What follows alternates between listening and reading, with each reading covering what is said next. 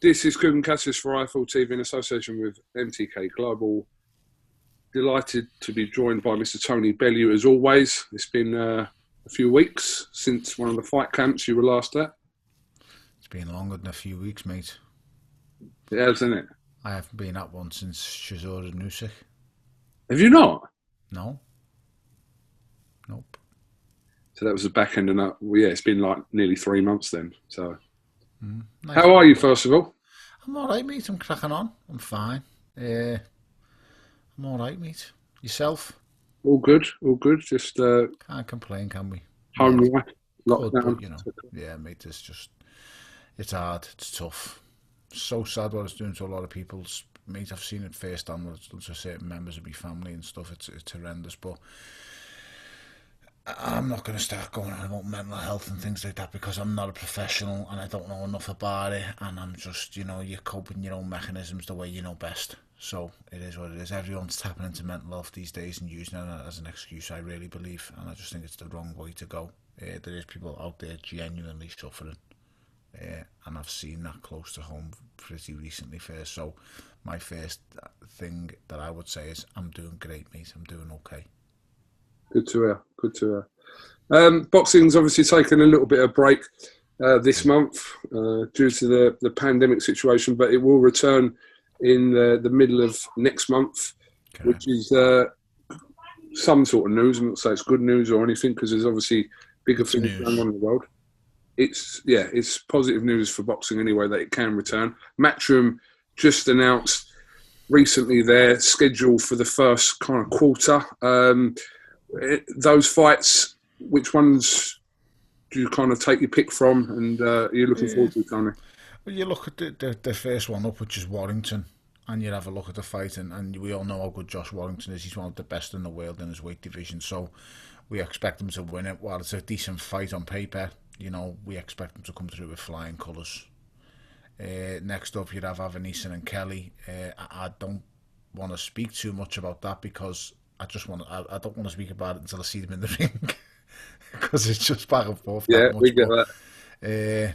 It's a really good fight on paper. It's one I expect Kelly to win, but it's a really hard fight. Avanesyan is not a soft touch for anyone. But in all honesty, Adam Booth very rarely makes mistakes with his matchmaking at this stage of a fighter's career. So it'll be interesting to see, as I say, but I think Kelly does look like the real deal. He's got to prove it. I don't think he performed at all well in America. And I thought he was very fortunate with the decision that he got. I think it was a draw, wasn't it? Yeah. It was a draw in the AJ card. Against Robinson, yeah. Yes, and I thought he was fortunate to get away with that, but everyone has off nights, and I believe that was definitely his off night. At his best, I think he's phenomenal. I think he's got a skill set that's very hard to beat. Explosive, powerful. He's got the full package, mate. Former GB kid.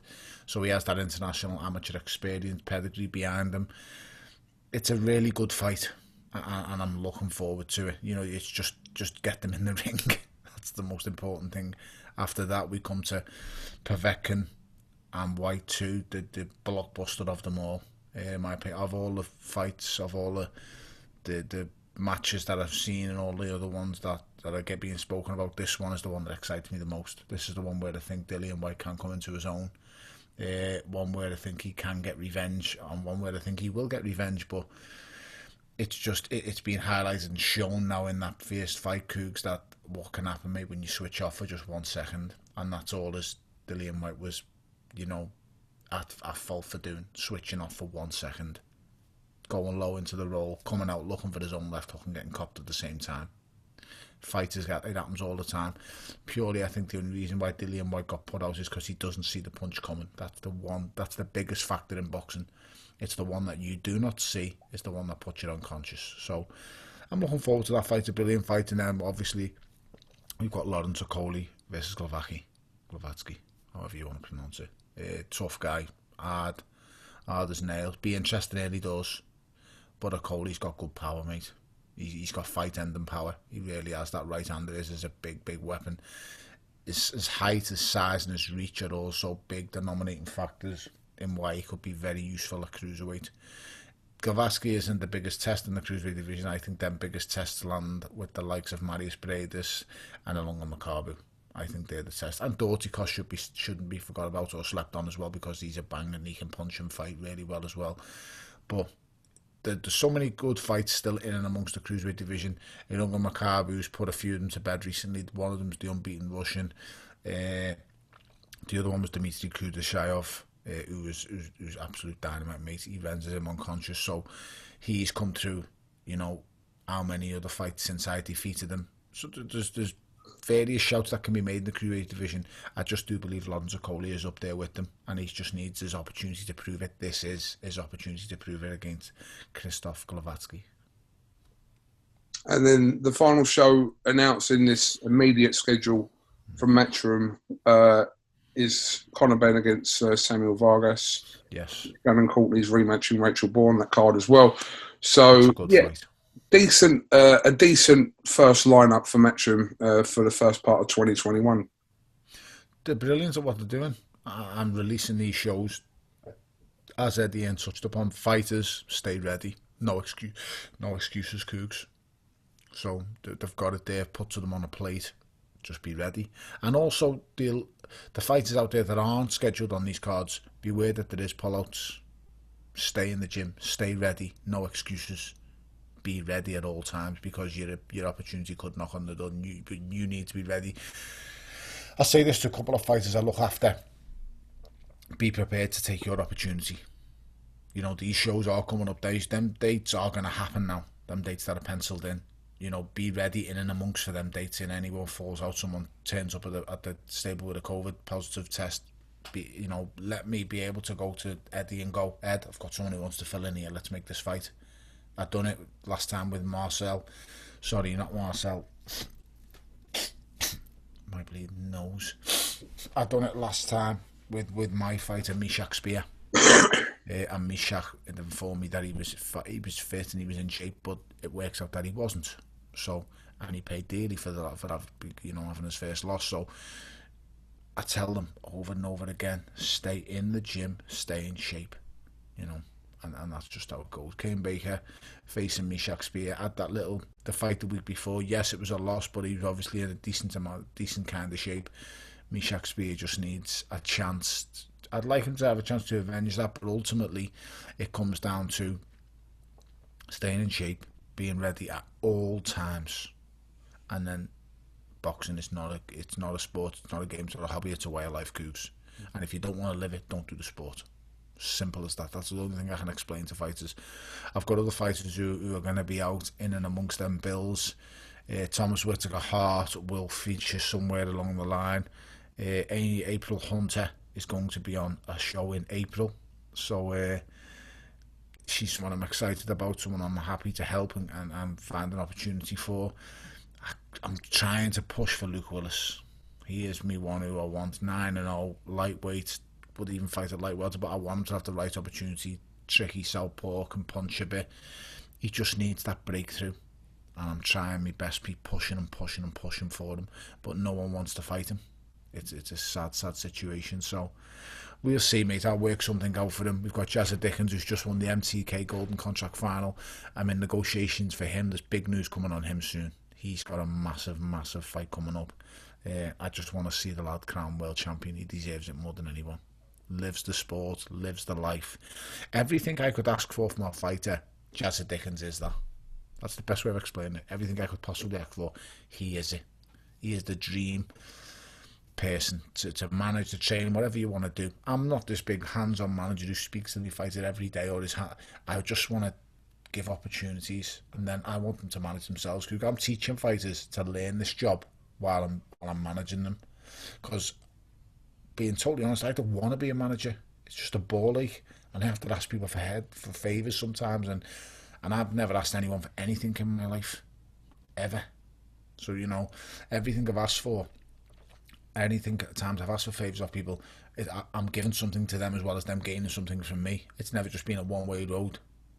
So we'll see what we can do, and I'm trying to help as many as I can, as I say, and I'm going to stop taking them on now at this moment, because in this pandemic I don't think it's fair to them or it's fair to me, because I can't deliver on the promises. because there's not enough promises out there to deliver upon. There's not enough opportunity out there to give these guys. So I'm going to stick with the guys that I've got at the moment. You know, Mishak Spear, Jazza Dickens, Luke Willis, Thomas Whittaker-Hart, April Hunter, Craig Glover. I will not be moving from them, and I will be doing everything I possibly can to benefit them and to help them along their way in this difficult period and in this difficult climate. To be honest, it seems like amongst them anyway, you've got your hands full anyway. Mate, they're beyond full. I'm carrying the washing up the stairs and it's above my head, it's over the top of my head and I can't see where I'm going. That's the best way of explaining it. Just coming back to the matchroom schedule that was announced, obviously, yeah, the pick of them is Dillian Whyte's rematch with Povetkin. Some comments from Eddie Hearn over the last week, who's been very vocal about saying that if Whyte comes through the Povetkin fight, that he wants him to fight Deontay Wilder after that. What's your to say, it's a really good fight. Deontay Wilder's probably the most dangerous heavyweight in the world with just a punch, but he's also the most limited heavyweight in the world with his actual technical boxing ability. So while I can understand why people would want to face him and why he looks like a good matchup, I also think be careful what you wish for with someone like him. You know, it's a tough one. I don't like that fight for Dillian, if I'm being totally honest. I think there's better styles and better fights for Dillian out there than Deontay Wilder, but he'll make his mind up. He'll make his own decision on that, on which way it should go. But he's got one man and one man only on his mind right now, Dillian Whyte, I'm pretty sure, and that's Alexander Povetkin. You can't be thinking of anything else besides revenge, mate. After that Povetkin fight's over, he might even have issues after the Povetkin fight, Cougs, because who knows what the Povetkin rematch says. He might be getting this Povetkin rematch, but Povetkin might have a clause in now because he's doing the second fight. I don't know. If he loses it, it's a nightmare, and anything can happen in that division. I think Dillian was one punch away from beating Povetkin. He's dropped him twice. It's about to stop him quicker than anyone's ever stopped him before. He's performing brilliantly, and then he just a lapse of concentration, 1 second, and it's over. He just goes into the roll, looks down, is about to exchange left hooks, and just gets clipped with a shot that he does not see. It's devastating. But I have all faith and confidence in Dillian Whyte that he'll return, he'll win. But believe you me, mate, his career's on the line going into that fight. Break benefit more Whyte or Povetkin in this situation, because the fight was meant to have taken place back in November. Obviously, between that and March is a good 4 or 5 months. Who does it benefit more? Neither, because both are getting on. Both aren't young men anymore. Both are not learning, Googs, to be honest. Very, very little improvements will be shown in either fighter. If anything, Dillian, because he's so, I don't want to say new to the job, but Dillian is still learning, Dillian is still progressing, so the break will benefit Dillian a little bit more when I think about it, because Povetkin is seasoned, Povetkin is not. If anything, Povetkin is declining rather than going up. So, you know, this will benefit Dillian Whyte, looking at it from that kind of perspective. Very, very marginally. You know, Dillian living out in Portugal, training like a demon, isolating himself away from everything and everyone, no distractions. Once again, a perfect fighter. You know, living the life. As Dillian will tell you, when this is all over, Dillian will tell you, I lived the life. I was a strict, devout soldier, and that's what he is, mate. He goes out to camp and he does it right. I think the only boxes that he has to tick now is making sure that Spartan is of the highest caliber of he can possibly get. Because that, in my opinion, that's the reason why Anthony Joshua's rose to the levels that he's rose to so quickly. It's the only way he could possibly do it. You know, Anthony Joshua has become undisputed, unified heavyweight champion of the world in a record number of fights. And it's not because of the actual fights, it's because of the grounding that he's had on his way through them fights. So it's everything that he's done in the gym. It's the camps. It's the coach that he's got in Robert McCracken. Anthony Joshua's been fighting, sparring with world-class fighters since the minute he finished them Olympic Games. And that has stood him in great stead. That's why he can deal with the pressure. That's why he can deal with the styles. Look at how many different styles he's fought. Southpaws, punches, you know, short, stout people, big, tall, long people. He finds a way to deal with all of them. He's not like Tyson Fury, who's been fighting since he was about 6. He's been fighting for, what was AJ when he first started fighting? Was he 20 something, 18, 20, somewhere like that?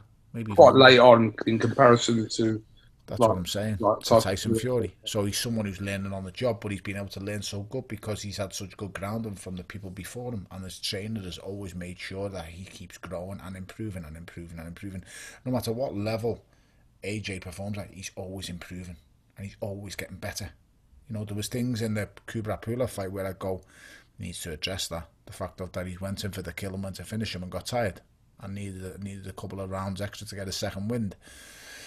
But then there's other fights where I go, wow, he's massively improved, and the penny's finally dropped that he needs to embrace the endurance part of the game in the Andy Ruiz fight. So as I say, he keeps improving, whereas with someone like Fury, we know what he brings to the table, we know what he is. He's such a brilliant fighter, and we know his strengths and we know his weaknesses. It's mad because there's not many levels of improvement for Tyson Fury. We know what he can do, Cougs, and we know how good he is. But with Anthony Joshua, he just keeps going up and up and up and up and up because of purely that limited amount of time he's had to spend learning his craft early on. Tyson Fury's been learning it since he was 6 years old, mate. So he's the complete finished article. He is what he is. You still stick by your thoughts about who wins this? You've kind of said the same thing over the last... Since the start. Yeah. I just think he's the style is for Anthony Joshua, he's the only man capable of doing it. I don't see anybody in the world being able to. The biggest thing is for Tyson Fury, I do believe he's got 6 rounds to do it, by the way. Once it goes past 6, you're not going to figure Tyson Fury out. It's over. Your chances are done. The thing with Tyson Fury is, to beat a man like him, you've got to be athletically gifted enough to get close to him. That's the first thing, because he's so brilliant at what he does. His footwork and his movements is second to none. He's got feet like a light cruiserweight, even maybe a light heavyweight. His footwork is that good, and his movement. His natural tenacity to fight is there. He's not scared of getting punched, Tyson Fury. So his fluidity and his relaxation once he's in the inside is unlike any other heavyweight I've seen for the last 10 years. Heavyweights usually get inside, Cougs, and the first thing they do is tense up and want to tie you up, hold, or just it's a tense, and it's a bob and weaving. I've seen Tyson Fury with his hands by his sides doing this, slip and slide, and moving around. I haven't seen a heavyweight do that for many, many years. But he does it, and he does it really well. Don't get me wrong, yes, we've seen vulnerabilities, we've seen him on the floor, we've seen him down, we've seen him out on his back, and then rise like the fucking Undertaker and get back up and carry on. But ultimately, he has that relaxation in his game. This is another reason why he doesn't really get tired in fights. That's the major factor of why I don't see anybody beating him after it goes past 6 rounds. Tyson Fury isn't going to tire. Do you know why he's not going to tire? Because he's so relaxed during the fight. It's different for AJ at this stage. I think that can come in later, but it's going to take a lot more work for that kind of relaxation to come in when you're actually fighting. Touching on why do I think AJ beats him, purely the fact of this, he is going to get close. He is explosively quicker than Fury. He is going to get... There's no two ways about it. He's going to get close. I don't care what anybody says. He's going to get close and he's going to land. And when he lands, I think I see him putting Tyson Fury over. Add to that the fact he's the best finisher in the heavyweight division in the world right now. I don't think there's a better finisher than Anthony Joshua. When he gets someone hurt, he takes them out. He finishes them off. Putting all that together, I just think he will catch Fury and he will finish him. But he better get it done in 6 rounds, in my opinion, because after them 6 rounds are up, mate, you're in a world of shit. So how convinced are you that he does do it in 6 rounds then? I think he has to do it. That's why I think he wins. Because I just think Tyson Fury is looking at the style, whichever style he implements to face Anthony Joshua, and I think it will be one. I'm not going to be saying something so stupid as he's going to fight fire with fire, because only a fool would do that against Anthony Joshua. But what he will do, he will try and implement a little bit of front foot pressure, like he did to Deontay Wilder. He didn't meet Deontay Wilder head on. That's stupid. You know, everyone's saying, oh, in the rematch he met him head on. He didn't meet him head on. He engaged slowly with a front foot and put pressure on Deontay Wilder, but he didn't walk him down and just start tanking him from the word go. He was very wise. When Deontay Wilder loaded up, boom, he tucked up, he slipped, he slided, then he put the weight on him. That's the biggest thing that he done in the first few rounds. He didn't start trading with him. When Deontay Wilder was throwing crazy right hands, he went standing there going, I'm throwing back, I'm going to knock it out. He just let him have his little go. Then he tied him up and leaned on him. Very clever. Brilliant tactics from Tyson Fury against Deontay Wilder in that rematch. As the rounds were going, you could physically see Deontay Wilder falling apart. Physically, Cougs, and all he done was capitalise on what he could do. I said, and I was one of very few, just look at me comments before the Deontay Wilder rematch. I said the minute that first fight finished, Tyson Fury will stop him even quicker in a rematch. He will just pick up where he left off in the first fight. I kept saying it, and no one was listening. In the end of that first fight with Deontay Wilder, when everyone's going on about the knockdown, how he rose like the Undertaker, everyone's kind of forgot what happened when he got up. Everyone just thinks, oh, he got up and that was the end of the fight. He didn't just get up. He got up off the floor and he come close to stopping Deontay Wilder. Just watch the first fight back. All the answers to the Deontay Wilder and Tyson Fury rematch was at the end of the first fight. He gets off the floor and he just knocks 10 bells out of Deontay Wilder. Deontay Wilder's in a state of shock. He doesn't know what's happened or how this fella's got up because he's caught him as clean as he possibly can. One with the right hand and the second one with the left hook as he was on his way down. His back of his head's hit the floor when he's on the floor and he's still found a way to get up. This is what I'm talking about now. And 90% of the other heavyweights in the world would have been wise enough to go, right, I've just hurt him here. It doesn't matter how he's got up and what he looks like when he's up. Tyson Fury goes at Deontay Wilder now. This is the first time in the fight where he's actually trading with Deontay Wilder. But Deontay Wilder is now that exhausted and physically doesn't got a clue what to do because this man's all over him. Imagine Anthony Joshua drops you like that in that 12th round. Do you really think you're going to be able to carry on? We've seen what he done with Klitschko when he drops him late on in the round. I think it was the 11th. We've seen what he done with him. And that's someone who's technically very good at surviving. Someone who can keep you away when he's hurt at his best. He goes in, he finds a way to get rid of you, and that's the difference where I see AJ will get his opportunity, mate, and he will land and he will hurt him, and then he's got the speed, he's got the technical ability to carry on and go with it. There's been numerous fights over the years that have dropped Tyson Fury, like Steve Cunningham. Dropped him, but then you're mystified by his size and his approach and what to do, and you're lost. So by the 30 seconds passes, a minute passes, your opportunity's gone. Anthony Joshua's not allowing that to happen. I just don't see it. I just see him landing something heavy and getting on with it, and I think it has to be in them first 6 rounds, and I think it will. I'll stand by that statement, mate. I really will. And even though I get so much stick for it because they think I'm mates with it, I say it because I'm mates with AJ. Yeah, I get on great with AJ. I get on great with Tyson Fury. He might not feel like that, but I do. I've known him a lot longer than I've known AJ. It's just my opinion. My opinion doesn't mean jack shit when the fucking bell goes, mate. What will be, will be. It's just my opinion of a while. It's me trying to break down a fight and think of how I think it will happen. I'm not emotionally involved in any way, shape or form. I just look at fights and break them down, and that's my opinion on the fight. I've given it on many other fights before where people go, oh, I can see your point in that, I can see it, but so many people are now emotionally involved in this. It's like, oh, you've got to be Fury or you've got to be Joshua. No, just break a fucking fight down and tell me his strengths, his weaknesses, his attributes to his attributes. Just look at it like that. And it's not hard to figure out, mate. You know, it's not. Who had the more impressive win over Klitschko?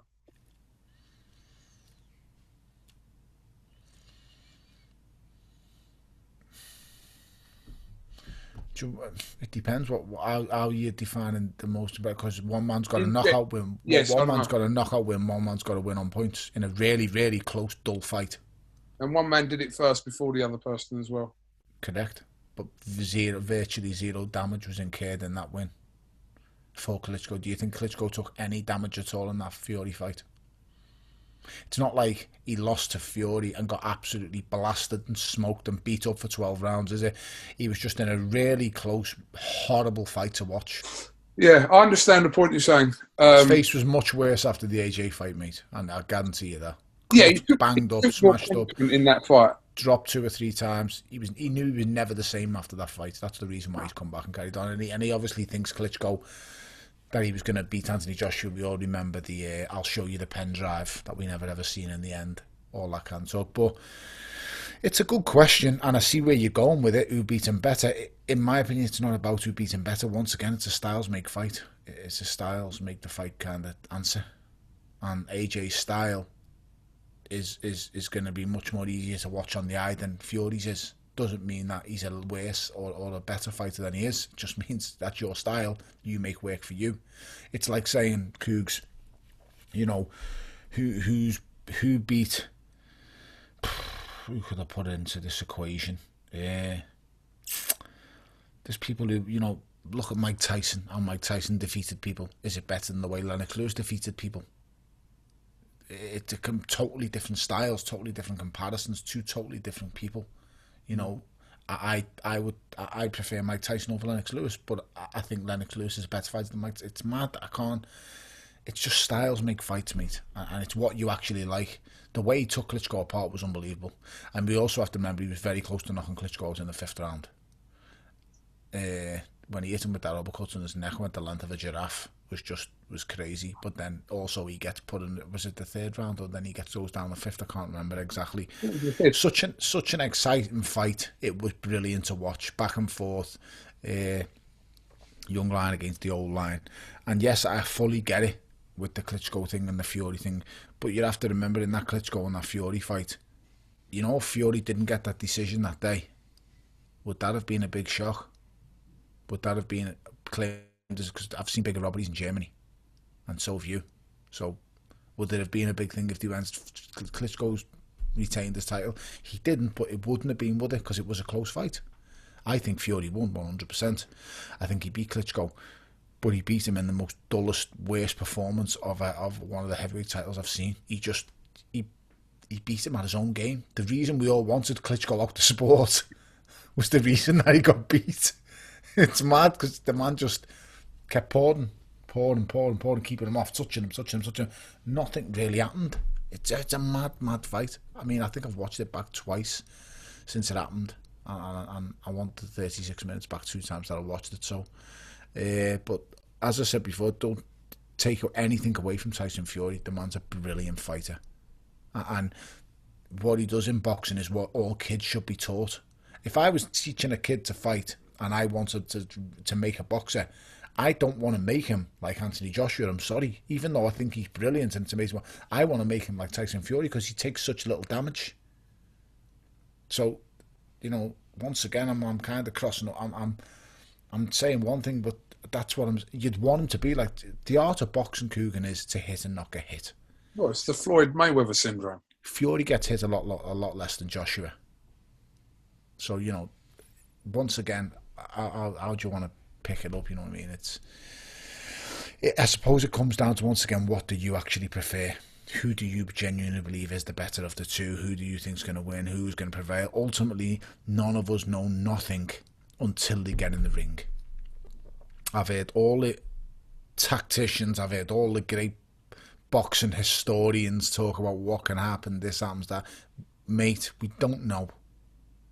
We don't know. We've all got an opinion, but at the same time, we've all got an arsehole. And arseholes are exactly the same as opinions.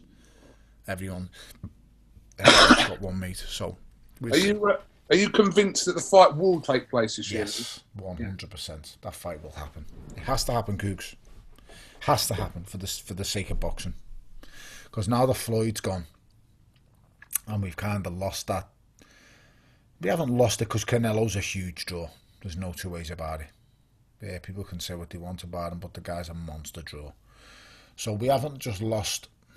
We haven't lost, you know, a massive pay-per-view draw. We've got Canelo, we've got Joshua, the two biggest draws in boxing right now. But these have to fight the best guys. Canelo obviously just proves it every time. The guy just faces anyone. I can't explain. I don't understand. I can't explain him. That's the top and bottom of Canelo. I can't explain it. The guy's defeated the Ring Magazine champion at light heavyweight. On his off down to super middleweight, defeats another Ring Magazine champion. He's defeated the Ring Magazine champion. I've never seen what this guy's done in my whole life of boxing. He's defeating Ring Magazine champions. Now, don't get me wrong. I've never seen such mad emphasis placed on the Ring Magazine title since Fury was the Lanil champion. I've never seen, before Fury mentioned it, did we ever even mention the word Lanil champion, Cougs? Because I never. I class myself as someone who understands and knows boxing. I really do. I've been studying the sport for my whole life.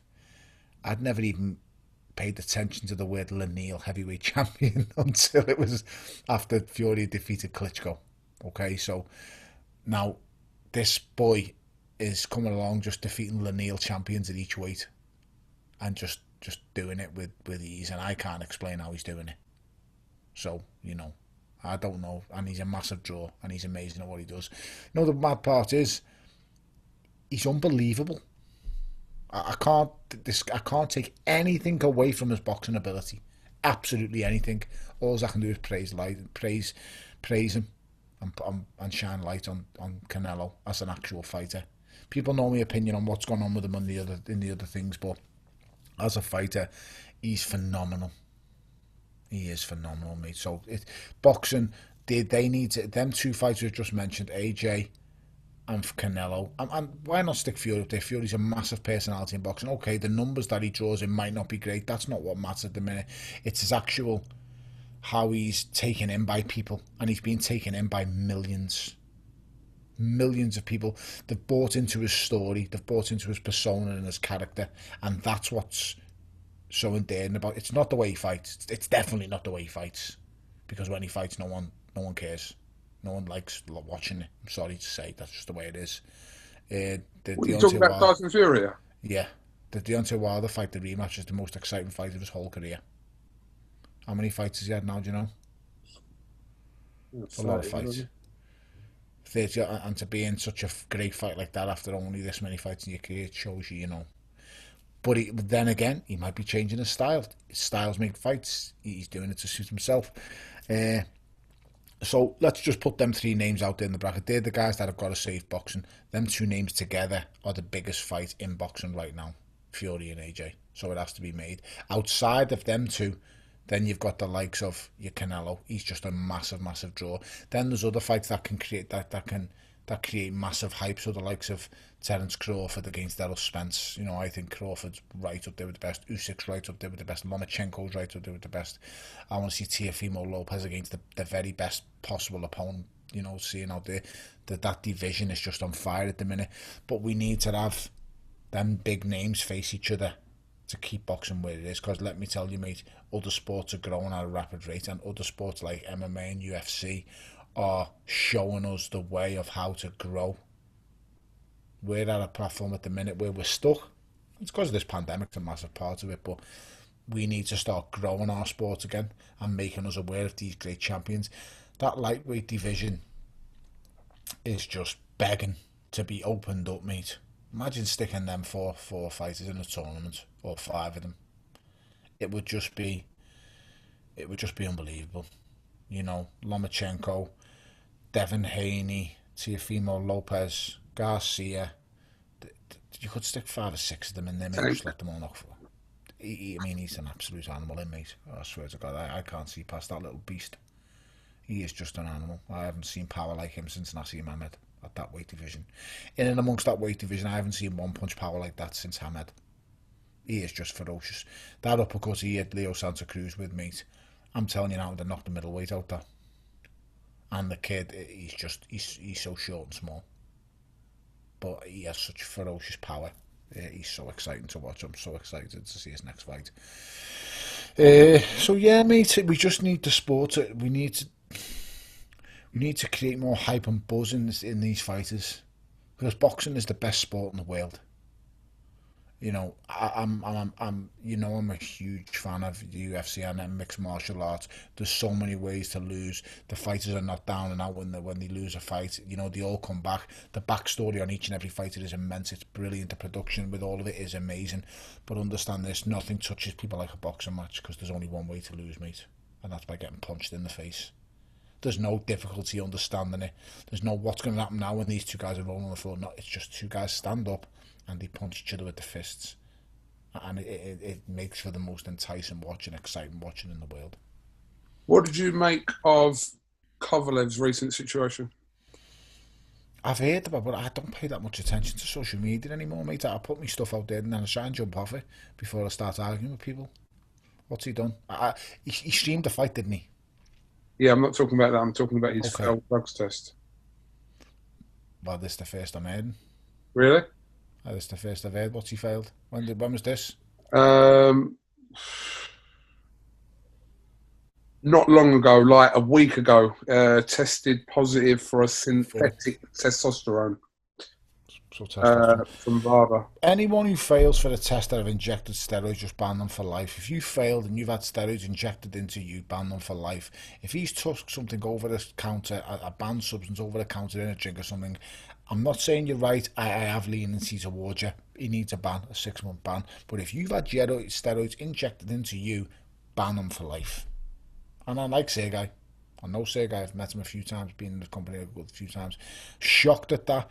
But as I've said before, I don't care if you're my friend or not. If you've had steroids injected into you, you need ban them for fucking life because you're putting fighters' lives at risks. Whether you're my friend, whether you're not my friend, I do not care. As I said, people go, oh, well, you know, you had the thing with Billy Joe.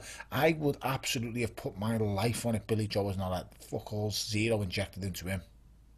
A fucking nasal spray, did he sniff or something like that? I don't even know, but I know the person Billy is. So when people come to me and say, oh, it's all if it's your friend or whatever have you, I was adamant and I stuck right by Dilly and White. The minute that person disgraced his name and said he failed the drug test, I was furious and I stood by because I knew. Sometimes you just know, Cougs. And what did they come back? Dilly and White hadn't failed the drug test. A dosage so small up here. He actually had VADA back him up. Since when have a drug organisation backed you up and said it's not possible that he could fail a test and then the next day be clean? So, you know. And then also I've lost a lot of respect for UCAD over the years with the way they're doing things. I've been tested by UCAD over 100 times, never failed one test. But the layout and how they're leaking information is a disgrace. And it's wrong what they're doing. When someone fails a drug test, you've got the evidence right in front of you. Release it. Show it. Don't give it to some journalist, some snivelling journalist who's going to release a story and then it works out it's not true and then tarnishing a man's career. Because when you throw enough mud, some of it will stick. It ruins careers. It's sad. So, you know, someone like VADA, if you watch how VADA behave, Cooks, you just don't care. You fail a drug test, just come out and say, mate, you failed a drug test. There's all the substances, bang, bang, bang, you're banned for 2 years by us. VADA, just do it. Why don't you CAD? Why you CAD? Oh, you know, they've pended legal action. If they've failed a drug test, they've failed a drug test. Just come out and say it. Post what they've failed for and do it. But they don't. They don't do it, Cougs. VADA do. But UCAD don't. So, shocked about that with Kovalev. The first I've heard. Yeah, I'm surprised you didn't know about it because it was around a week ago. It was around this time last week, actually. Do you know what, mate? I just haven't paid attention. I've had other things going on in my life, mate, that I just haven't paid boxing much attention. Really important things, so, you know, that's it, mate. Going back to Canelo, it does look likely that Canelo obviously will fight his mandatory Yildirim at the end of next month, and then... Are you shitting me? What's that? Are you shitting me? Yildirim's is mandatory. God, Tony, yes. I didn't know it was as mandatory. I mean, I seen they were scheduled to fight before Callum and then it just got brushed aside. But yes. I thought he was just keeping him for a tune-up. How is he a mandatory? Who's he beating? Yeah. Who's he beating? Avini Yildirim. He's mandatory. That fight is going to get announced in the next couple of days, I'm assuming, on the 27th or 8th of February. And then... Billy Joe at the moment looks like to be the front runner to... The fight that boy can have, and he's fighting Yildirim. I mean, I'm not messing when I say this. He'd beat Yildirim with a blindfold on. I'm not joking. I'm not laughing, I'm not joking. He'd beat him with a blindfold on. That's how pointless that fight is. But I can't knock him as a fighter, mate. He's fantastic at what he does. It's going to take a momentous effort to beat that boy. And I can say styles that I think will give him trouble and stuff like that, but to actually beat him, loads of people are going to give him trouble purely because of his size. But well, yeah, 27th of Feb, that could be promoted by Matchroom as well. Well, he's got his own promotional company now, hasn't he? So they're working with Matchroom, and he's in conjunction with Eddie. So once again, Eddie's got the keys to the castle, mate. He's got a platform like The Zone. It's an unbelievable platform. Full credit to him for what he's done with it, because it seems to be growing and growing and growing and getting better and better. But after that Yildirim fight for the Cinco de Mayo weekend in May, which he always fights on, well, it didn't last year, but due to the pandemic, Billy Joe Saunders is very close to securing a fight again. Love to see Billy get that. Billy deserves a shot. Really does. Brilliant fighter, Billy Joe Saunders. Brilliant fighter. On his day, mate, Billy can cause anyone problem. Billy can beat the best of them on his days. On his day, he really, really can. Including Canelo? Mate, Billy on his day could beat anyone. That amateur ped skill set, that style. Your face seems to have froze. Don't start this now. No, it's all right. You're back. That froze. So, Billy on his day could beat anyone, Kugan. Your internet connection is unstable. Why is my internet connection unstable? Fuck off. We've been through this perfectly now. Okay. No, it's fine. Billy Joe Saunders, Cougs could beat anybody on his day. He's that good. Technically, he has everything. And then he's everyone's worst nightmare because he's a fucking southpaw. He's brilliant at what he does. I can't credit him highly enough. Don't get me wrong, he's not the favourite going into the Canelo fight. Of course he's not. But I'll tell you something, mate. He's got enough time to prepare. He's got his mindset on it. He takes himself away from distractions. That's the biggest thing for Billy. I know Billy quite well. Used to be with him on squads and stuff like that in the GB setup. And I've always got on great with him. His dad's a diamond of a fella. Lovely man. Lovely family. You take him away from all distractions and just take him to a place where all he's got to focus on is Canelo. Believe you me, mate, he will be one of the biggest tests of Canelo's career. He really will. He is that good. It's just the way he'll approach the fight. He'll approach the fight and he won't give a shit about Canelo. He will go in there and look to put on a masterclass. And he's so good at doing it. Think about the performance we've seen against David Lemieux. Times that by 2. Because that's what you'll get. The better the fighter, the better Billy will perform. The more fear in Billy, the better Billy will perform. He has such great technical ability, mate.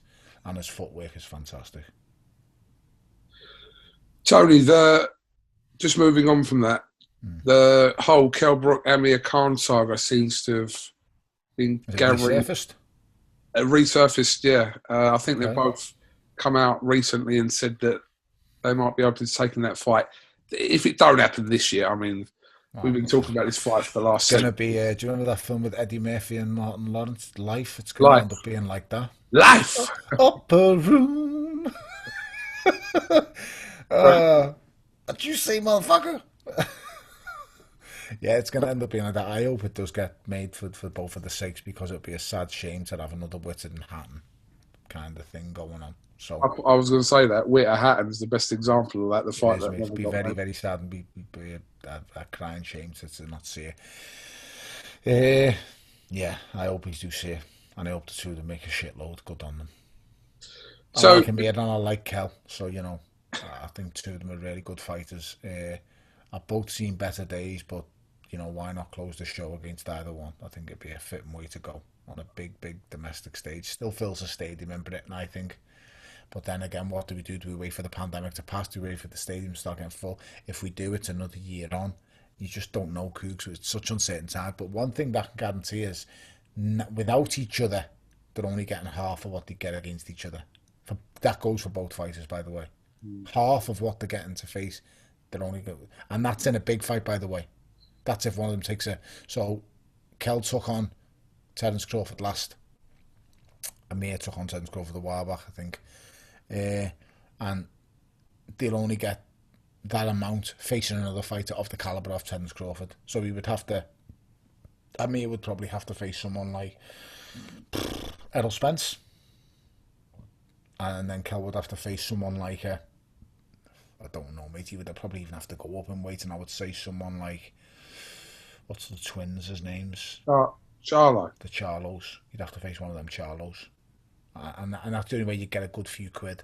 And then by facing each other, you'll get double what you get to face either one of them. So it makes sense. You've got to. There's nowhere left to go now. You've both ran the road. You've got each other, and that's it, mate. Chris Eubank just recently signed with Callis Howland. I did see that. Yeah. I did see that. I'm not that far behind. So recently I did an interview with Chris Eubank, and I mentioned some names to him that Callis Allen had mentioned to me that fights they're looking for with Eubank this year. And he mentioned Kell Brook, he mentioned Liam Williams. Eubank referred to both those fights as warm-up fights. He says the right things to get people's back up, doesn't he? It's been talked about so much between now. Kell Brook come out recently and put a tweet out, but Liam Williams has been very vocal about that. Yeah, he doesn't really doesn't like him. I like Liam Williams. He seems pretty real, doesn't he? Eubank's still. Do you know what I mean?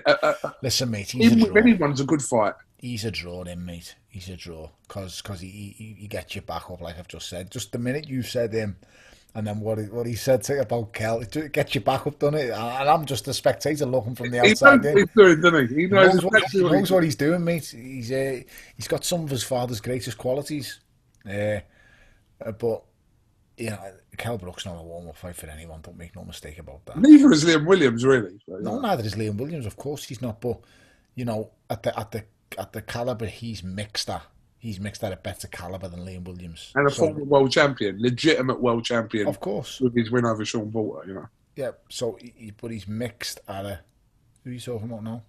Kell Brook. So, I'm talking about Liam Williams. So I'm saying, regards to Liam Williams, he's mixed at a higher level than Liam Williams is mixed at. Do you understand what I mean? What? Who? Yeah, Eubank has. Yes. He's faced and beaten a fighter who, you know, you can say whatever you want. James was way past over the hill. James was finished when Eubank Jr. beats, but he still has that win. When it comes to Kell's been on the highest of stages, so it's insulting to say that. He shouldn't have said that about Liam Williams, never mind Kell Brook. That's what I'm trying to get to. But we'll see. As I say, these guys in the twilight of the career, Eubank makes statements like that to do exactly what he's just done here to get us talking, and it's working. Yes, of course. Yeah, no, I was making reference to Kell Brook. Obviously, if Chris Eubank Jr. fought Kell Brook, it would be the biggest blockbuster fight of his career, mate, and it would not be a warm-up fight. Believe you me, it would not be and he would not prepare for it like it was a warm-up fight, because when fighters prepare for fights, it's like it's a warm-up fight. You know. They usually seem not to be training correctly or taking them seriously. He would train like an animal. And to be fair, he is a really good athlete, Chris Eubank Jr. That's his greatest asset, how much of an athlete he is. Okay. Well, listen, Tony, I appreciate your time. Have you got anything else you'd like to say? Have you got a book coming out?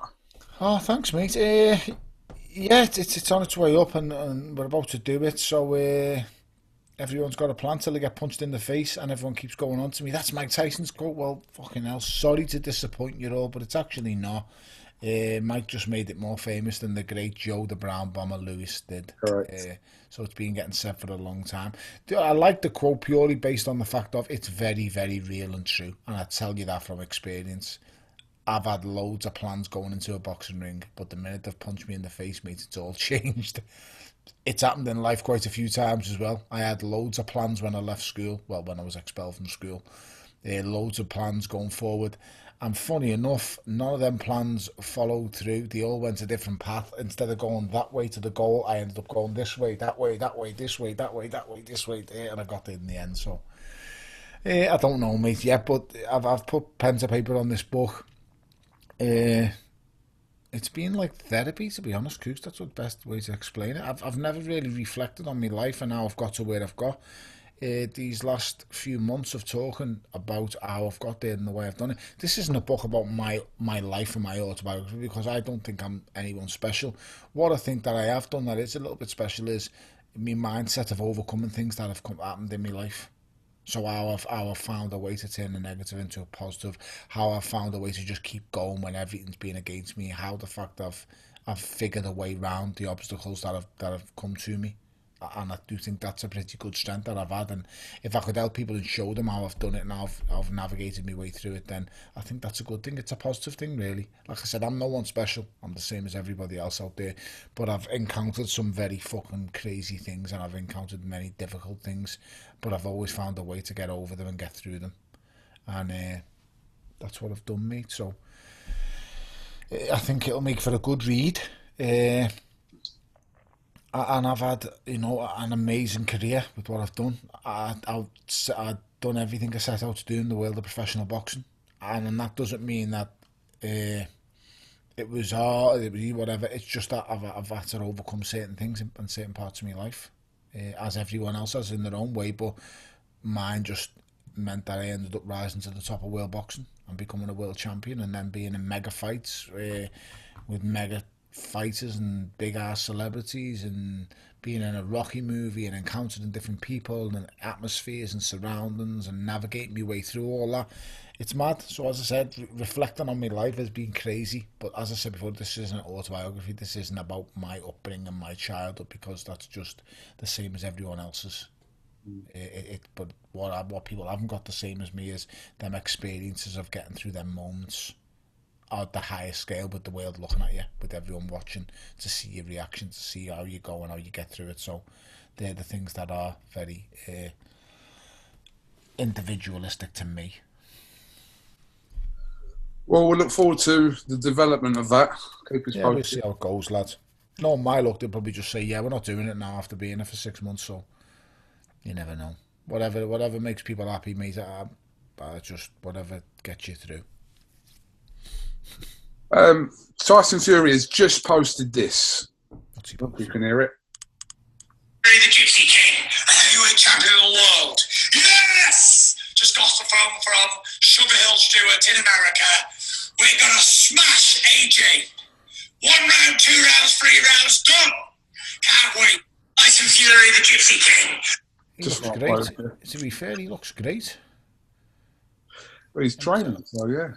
He's where? No, I said he's been training. He's training. So is AJ. He looks a picture of health. The goatee is very similar to Mankind's from the wrestling. When he's got a brilliant goatee, he's got Mr. Soho. Remember him? Yeah, well, he looks fantastic, mate.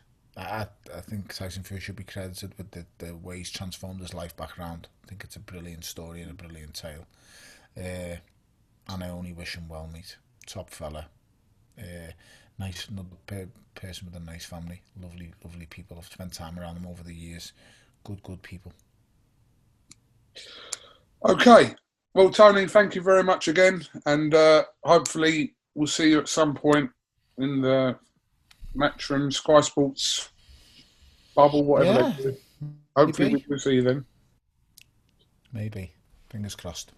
Have you watched The Godfather of Harlem? No, I haven't watched it yet, but Robert Forrest Whitaker. Very good. Is it? Just finished it. Yeah. It's about Bumpy Johnson, isn't it? Yes, Bumpy Johnson. And it's about Bumpy Johnson, but it's also a lot about Malcolm X as well. It's like... Is Bumpy Johnson and does his relationship with Frank Lucas play a part? Not yet. Okay. I'll Nicky Barnes isn't in it, or Frank Lucas. But there's a new season coming out, so maybe... So it's only a matter of time till they form the way through. But then Bumpy goes once Nicky Barnes and think he'll come in, isn't it? I never ever read up and look what happened to Nicky Barnes, because he is after Frank Lucas goes. I wonder what he must have took over. No. I would imagine. There are documentaries on Nicky Barnes. He was played by Cuba Gooding Jr., wasn't he? Yes, he was. Yes, one of the best films I've seen of the last decade. I would say that movie. Unbelievable film. And absolutely unbelievable. One of the greatest actors of all time. I seen the picture that someone put on social media. Someone sent me and said, "What's your picks?" And it was there was some unbelievable actors, and it was so hard. But if I remember correctly, man was 5'6", Al Pacino, Robert De Niro, and Denzel. I couldn't see how anyone could see any different. But then, such amazing actors. Tom Hanks, mate, Leonardo DiCaprio. I'll tell you who's a very underrated actor in my opinion, and I think he's a brilliant actor, Mark Wahlberg. Yeah. I think he's been in a lot of good films, Mark. I think he's a phenomenal actor. I think Dwayne Johnson's fantastic and done brilliant, considering where he's come from and what he's done to get to the levels of stardom he has is unbelievable. But for me, that Mark Wahlberg's something else. Good on them all, lads. Listen, they're all brilliant. I love watching films. I love watching TV. And now I've got to get off here, mate, because now I've got the tea to cook. It's 5 to 4, and I've got to start putting the tipping points on as well, lads. So don't miss tipping points. You crack on. Tony Bellew, thank you very much for talking to iFull TV. We'll definitely catch up with you again soon. Always a pleasure, mate. Top man. Thank you, mate.